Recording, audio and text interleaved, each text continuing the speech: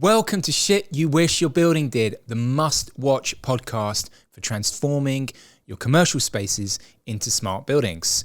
Today, we're joined by Nick Clark and Mike Brooman from architects Aukett Swanke to discuss their recent acquisitions and how they are planning to improve the delivery of technology on commercial building projects.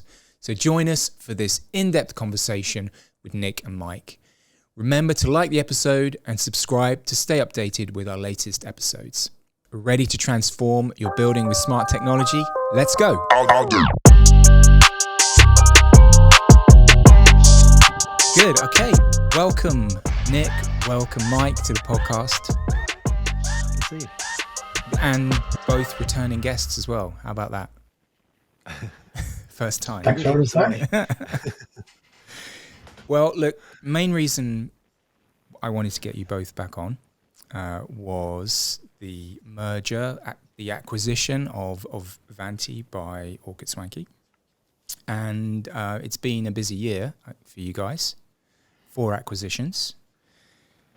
So, I mean, Nick, for you, I mean, there's a clear strategy there of inorganic growth, at least in terms of the smart building services portion of the business. Would you give us like an overview for people who aren't familiar with Aukett Swanke about the business and what you're planning and how you're executing on it? Yeah, absolutely. So we're an unusual company. So Aukett Swanke is the only architecture firm on the UK stock market, and it was floated back in the 80s. And so we have a number of private investors, although the majority of shareholders were former partners of the firm. It never really used the listing the way that most public companies do. So it sort of just stayed there as a very expensive structure for an architecture group. And you talked to me on this show about a year ago. Yep. When it had acquired my business, Torpedo Factory Group, which was a systems integrator that had started in AV but was becoming a master systems integrator. And the strategy that the Aukett Swanke board was deploying was to lean on their connections and contacts in the architecture world, but do something beyond just architecture in order to justify the use of the listing and to make it a public company that becomes a bit more conventional, where it's got an appealing offer to outside investors who want to come and get involved. And it's not just a professional services firm, which, conventionally professional services firms don't need a lot of outside capital. And so they've tended not to do well on the stock market. And certainly the history of Aukett Swanke has kind of shown that. I think it was recognition that change was needed. But TFG was really in the fairly early stages of becoming an MSI. And we were always clear that we would need to use acquisitions to accelerate the change, just to get on with implementing the plan. So we then, in July, we acquired a small distributor of smart building software and hardware.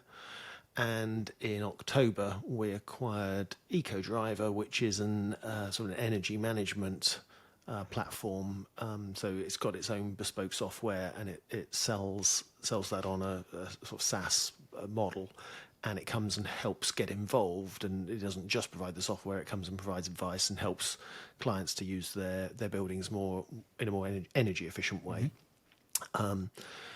But then to really accelerate TFG's positioning as a master systems integrator, we wanted to acquire, or the opportunity came up to acquire Vanti, and we were very pleased to be able to do that.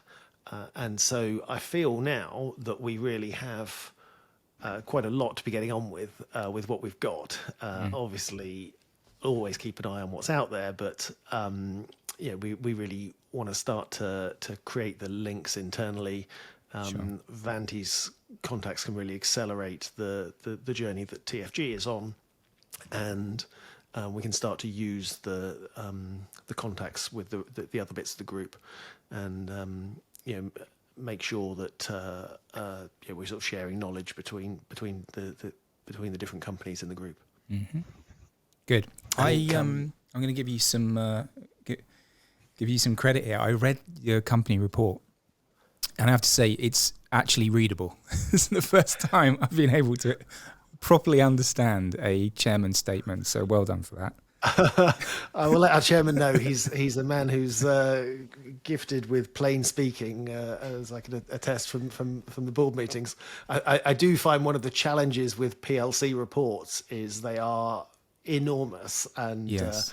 there's a few pages at the front where you get to say what you want, and almost everything else is mandated with a whole load of regulation and quite painful. So it's precious. There's precious pages at the front. We guard carefully and say what we want to say. Exactly. And I saw it where you were mentioning an Innovate UK funded project about using responsible AI in building energy management. So I was interested, if you can talk a little bit about that and about whether that's going to be something that will form part of a product going forward. So I think I have to be slightly careful just because it's a very large consortium. It's kind of unusual to have nine partners in an Innovate project, and there's 6 commercial companies and 3 academic partners. The lead partner is a small business that we would certainly consider investing in. This is really a way of getting to know them and understand them better, and get more experience at working in a project with quite a few partners. Clearly, more broadly, AI has huge applications in the smart building space. There are lots and lots of relatively low-level decisions that need making to run buildings, and it makes sense to that AI is taking a lot of those decisions. So it's a chance to get a bit more exposure to that space and see what develops over the course of the project, which is the next 12 months or so. Yeah, and I suppose then you'll be publishing updates and findings as you go along. Yes, certainly. There'll be an. I'm not sure what we publish as we go along. There's a review by Innovate UK, and then we'll see what comes out at the end. I think we don't go public until the end, so we'll see. Specifically, you mentioned those 4 acquisitions and sort of roughly the order, but and we have Mike here. Hi, Mike. The Vanti acquisition. How did that come about? Actually, I don't know if I've told you this, but you played quite a part in it yourself, Jim. I first met Mike nearly 10 years ago at an ISC show, and was really impressed with Mike and with the Vanti's approach, and I felt they were very forward-thinking. And at the time, it was more of an AV integrator, as TFG was, and we had a couple of discussions about things, and but we kind of lost contact, and then it was actually at the Smart Building Conference in 2022, I think, which was the first time I met you, Jim. You were a speaker at the conference. I was in the audience, and you put up a slide about building life cycle, I think, and you credited Vanti, and I saw their logo, and I thought, I went to this conference having sort of seen the light about the need to become a master systems integrator and to find out more, and then lo and behold, of course, Vanti got there before me, and made a point of messaging Mike to see if he was at the show. I think you weren't that year, and but we got back in touch, and was super impressed with what they'd been doing in the intervening years, and was really keen to get involved. And we had discussions several times over the sort of the last couple of years about some sort of investment in Vanti. They had quite a lot of interest and quite high valuations, and one of the challenges as a small public company is that there are certain rules that we have to fit in around the size of acquisition that you can do without triggering huge amounts of expense, and so it wasn't really possible to work with them in a way that was kind of compliant and straightforward for us to do as a public company. And then the way the the market has been quite challenging for fundraising in the last year. There was they had a gap in funding. We were able to come and get involved, and for really an incredibly good deal for our shareholders, pick up the Vanti business, both the MSI work and also the software team and the software products that they've developed. Just really pleased to have that opportunity, really. Yeah, sure. And from my perspective, I think it's a great fit, and that's why I wanted to get you guys on to talk about it. Yeah. By the way, Mark, I never realised Vanti actually stands for something, doesn't it? Yeah, if you read it backwards, it's IT and AV. There you go. Yeah, I never realised that's where that. From your perspective, what do you see as the synergies now then? You're part of this architectural group, and they're offering smart building services. How do you see that going forward? It's just really exciting, Jim. I think it was bizarre, kind of just as we crossed the threshold and we met, really just in passing some of the senior team at the end of the meeting, and everything just seemed to click very nicely. They got very excited about the fact that they had a lot of clients that were already kind of talking to them about this stuff, but really they didn't have anywhere for it to go. And then also I think they've seen a couple of instances where on quite high profile projects, you've almost had it kind of bolted on at the end, and they felt that kind of jarring disconnect between the vision for how the building should function from an architectural perspective, but then the technology really being a bit of a bolt on. So we're already into opportunities with them, offering almost a differentiated service in terms of the offering to their clients, and doing that through their kind of usual RFP and tender process. But the hope is that we can really set them apart.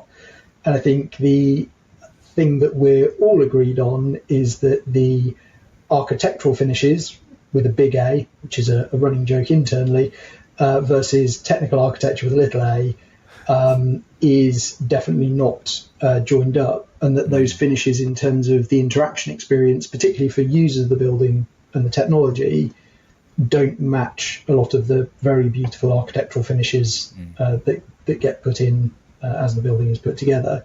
You mean like when someone sticks a big sensor on a pole that hangs down from the stuff like that? All of those things. Well, and also I think it's interesting now understanding another domain for me personally that I haven't been in, and even back kind of when we did the Library of Birmingham in 2011, and we had Meccanu with the architects, and everything was painted in Meccanu blue, which was this paint that required 7 coats, and if a wall got chipped, the entire thing had to be repainted, and demands for anything that went on the ceiling to be in black, no exceptions, which ended up in just ridiculous stuff like us taking equipment to pieces and respraying it and things like this, voiding all warranties just to get the architectural finishes. So I think it's an interesting coming together now, understanding both sides of that. But also there is a need for technical architecture with a little a, because it isn't done in buildings at the moment, and for a lot of the reasons that we've talked about previously, in the way that the construction process buys things in little contractual silos, and no one thinks about either joining it together, or the people are going to use it on a day-to-day basis, or for operating the building itself. Because we've talked for years, haven't we, about the technical decisions, the technical planning or choices not being made early enough in the design process, being in, someone advocating for technology in the design team, at least in new construction. Can you see this model, like this kind of business relationship, being able to push technology further up further in earlier in new construction projects? Yes, I think is the short answer. We're going to give it a really good shot. I think it's probably less about it's less about pushing the systems themselves further up and probably more about pushing the experience down. And that's where, again, the conversations that we've had with some of the folks that we're working on the projects with at the moment has been brilliant, because a lot of it's been about how we're representing the technology but grounding it in the space. So for particular types of rooms, what are you going to see? What's on the wall? What's on a mobile device? What's on a totem or a kiosk? Or is there someone who's hosting the space that's running things on an iPad or whatever? And so it becomes more about how are you making the space work, which I think for me is the exciting part. We've tried to do a lot of those bits and pieces, originally with things like day in the life walkthroughs and more functional design, but it always felt like it was coming a bit too late, and it didn't feel like it was actually grounded in the building, its use, and all of the things that architects do think about. So long term, and I'm probably talking slightly out of line here, but I'll keep going anyway. My hope and aspiration is that architects might become, or there might be a specialism within the architecture side of things that is a lot more around the functional design. And if you look at traditional kind of software design or systems integration outside of the built environment, you would normally have functional consultants or business analysts that are really looking at how people are going to interact with these systems. And once that's then defined properly, we can then move into the business of how do we pick the right systems, what's going to support the experience, and how do we do that in a joined up way, not in what is still happening and was in a 900,000 square foot very prestigious building just the other day where nothing has been thought about. And so you are still playing scrap heap challenge in terms of trying to make the best of a bag of bits that someone has bought through the process to deliver a set of experiences that really should have been designed in from the get-go. And so I think the group's value then becomes the definition of the functional experience, but then also the kind of golden thread of the delivery of the technology against that experience all the way through into operating it in an appropriate way. Yeah, brilliant. Very interesting. I don't know if actually we mentioned it already, but obviously part of the Vanti acquisition was the software assets, right? The workplace technology platform. I'm going to talk about plans with that. I know obviously it kind of seems to fit quite nicely with the distribution company you have as well. Yeah, absolutely. So one of the things that I really love about Vanti was just the scale of ambition that other master systems integrators haven't thought to do, of just like, we need better software. Let's build some ourselves. Yeah. We will get this. No one else is making it. Let's just get on and do it. And and I think Kahu is a great workplace technology platform. It's in 20 countries worldwide. It's unlike a lot of the others. It's not pure software. There's some hardware too. I think that's patented or patent pending. Yeah, and clearly, there's some work to do to make sure we've got the right features, but to getting the reporting right. But it's a product that can be deployed much faster if it's more than just us. And having in the group a workplace technology distribution company, as you say, does provide a really good route to that. Means we're going to have to make sure that it's got the right technical documentation and so on. We're not rushing it out immediately. There's stuff to be done to get it something that other integrators are comfortable selling. But I think it's a tremendous product. And it fits really well for AV integrators in particular, who are used to a hardware component and a bit uncomfortable with something that's pure software. It's it's just a bit outside their comfort zone for quite a lot of integrators, I think. So I think it's, but conversely, rather than something that's just pure software that's self-serve, there is a role for integrators to get involved and come and help guide customers through it. And the other software product, SmartCore, again in your in the annual report, I picked out the description of, seeing as potentially transformational for the group. So I'd be interested in your, why you said that. Yeah, so I think that is the potentially incredibly exciting part of this. I mean, I'm in no doubt that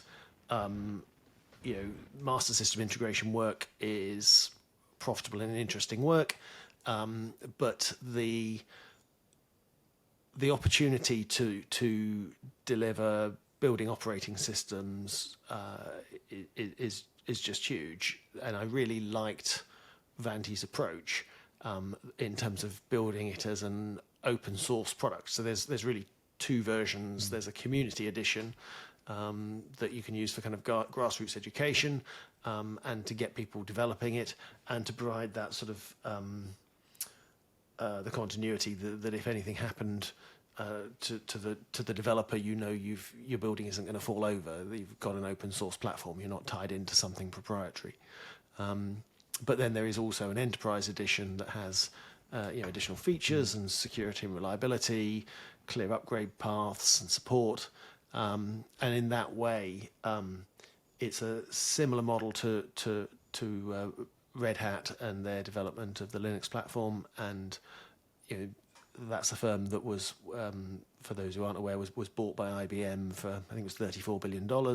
It was a hugely successful story for investors. If we can get close to that from where we are at the moment, our shareholders will be very pleased. They will. And it's certainly something to aim for. And it's not really something that anyone, as far as I know, has brought to the smart building, commercial building playing field yet. So I think that's what I'm interested in. I've always thought this model of having an open source product and then, creating a development community around it, and then obviously selling enterprise software is a great model and hasn't really been brought to commercial buildings. So, I mean, I just think it's going to be really interesting to see it. Hopefully, to see it grow. Yeah, I think most of the competition are £1 billion companies trying to sell their own product to the exclusion of everything else. And I really like that it's something that independent firms can get involved with and can offer. Exactly. I mean, Mike, you've mentioned this sort of like, I think the Red Hat analogy definitely fits. Is there anything you wanted to add? I don't think necessarily I would add. I think the nice thing, actually, your session at Smart Building Conference this year, Jim, in terms of, this isn't an industry that supports hockey sticks very well, just because of the nature of pace of change and also the ability to land yourself into the right part of the supply chain at the right time. So I think to now be in a public company that is a bit more patient in terms of that larger scale, longer term transformational change, and not being just purely focused on hockey sticks in 36 months, gives us the potential to do something quite different. And I think our experience in terms of trying to raise money showed us two things. Was most investors didn't have a thesis for the built environment because they didn't think it was a sector that was doing anything particularly exciting from a digital perspective. But then even those who had got into it, I think, were starting to realise that just having a product-based approach was not really a recipe for long-term success. And in fact, we had one fund come back to us that said 12 months ago they would have advocated strongly against an integrator being matched with a product, but based on their experience, really had found that that was an optimal way to approach the market because of the need to work with so many different stakeholders, that doing that just from a product perspective is actually quite difficult to achieve. It was just very unfortunate they were sat in a different region and were actively not investing in the UK. Yeah. But great for Nick. I mean, it certainly has its challenges, right? In terms of investing in technology in this space. And whilst, we talk about and publish research on the market and how much it's growing, and there are markets that we think are growing at, double-digit growth, it's not necessarily, like, for many reasons, that all of that market is available to startup companies. Or, there's a lot of, as you mentioned, Nick, billion-dollar companies out there who are also taking their slice of the market and have a large legacy of equipment in the field already. Yeah. But something unique, something with, that sort of rooted in a different business model, like this, open source base model with, enterprise on it, I think is interesting, and something that people, software developers that do understand, I think, right? It's not new, is it? It's just something that's new to building. So, I'm excited to see it grow. Yeah. Gentlemen, thank you. I want to ask I have one last question for both of you. I mean, if there's one thing you want the audience to take away from this chat today, what would that be? Nick, first. So, really good to have the opportunity to come and talk to you again. It's been an interesting year. I guess I really just wanting to make people aware that we exist as a public company. You get a bit more of a profile than private companies, but we're one of the smallest firms on the market at the moment, and I feel we have got an interesting model. In that not only have we got something different to offer to the industry, but it's also something different for investors. It's despite having been around for such a long time, it's a relatively early stage in this opportunity. And I do think, as Mike says, the structure, instead of being some sort of investment fund that wants to try and force incredibly fast growth, to get that sort of hockey stick graph, as you say, this is something that is hopefully going to be a really exciting journey, but which it's an ongoing journey. Public companies provide permanent capital. Investors can come in and step away as they wish on their timescale, on their valuations, and they, we're not going to sort of have to sell the business in 3 years' time because a fund closes. And so it lets you take the right decisions for the long term for your customers, and that's got to be good for investors over the long term too. I think that, as I say, the existing businesses can provide a good return to shareholders, but that opportunity for spectacular returns comes from something like the SmartCore opportunity and the ability to be a kind of a Redhat for buildings. Mm-hmm. Mike? I would echo Nick's sentiment, really. I think it's always been about long-term transformational change for me. So it's exciting to be part of this now that is set up for the longer term rather than, not much past the end of some investors' noses. And then I think the other thing that I'm personally very excited about, I mean, even back in the day when we had our IT and AV in Vanti, it was still all about the experience rather than the technology. And so to now work with a really diverse group of colleagues in terms of defining what that means for some landmark buildings. There's some stuff that we're responding to that is pretty iconic. And if we get those opportunities, the ability to realise a technology experience that enhances all of the architectural effort over generations, and as a colleague mentioned, to me just yesterday, being custodians of that building for a period of time. As you've articulated beautifully through your rhythms graph that I think we use in pretty much every presentation to people, is that the custodian nature of the structure, but then coming all the way down to the hardware and the software elements, so that we can refresh those appropriately to make sure that the experience continues to be great for years to come. Great point to end on. Gentlemen, thank you so much for your time. Thank you. And thanks everyone for listening. Thanks so much. See you next time. Bye for now.